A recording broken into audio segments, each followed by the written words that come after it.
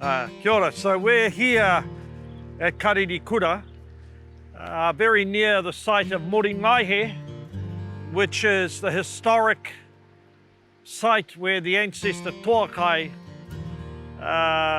children avenged his demise, and a site of considerable significance to modern-day Te Rarawa. Consequently, there is something of a protest happening there. To my right is a famous waterfall, and the waterfall, just to demonstrate the multiple purposes of water, is called Waitaha Pāua. And Waitaha Pāua is a name that is commemorated in the following whakapepeha. Kia ata tukutuku I ngā wairere rua Waitaha Pāua kei patua koe te tonga he witi kakau, he witi kakau.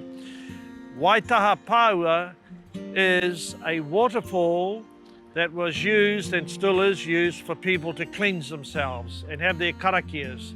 But it was particularly important for those men who went beyond their ability or who tried to travel faster than their guardian angels.